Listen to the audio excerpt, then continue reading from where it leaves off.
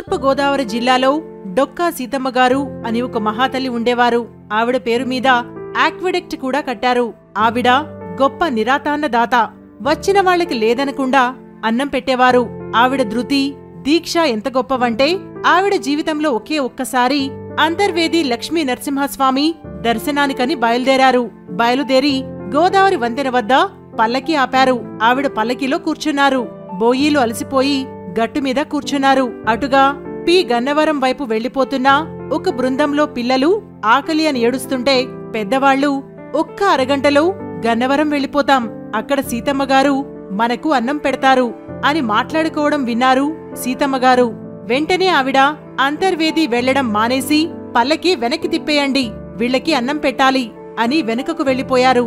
అంతటి నిరాతాన్న దాత డొక్కా సీతమ్మగారు. పూర్తి వీడియో లింక్ ఫస్ట్ కామెంట్లో ఉంటుంది లేదా మా ఛానల్లో ఉంటుంది.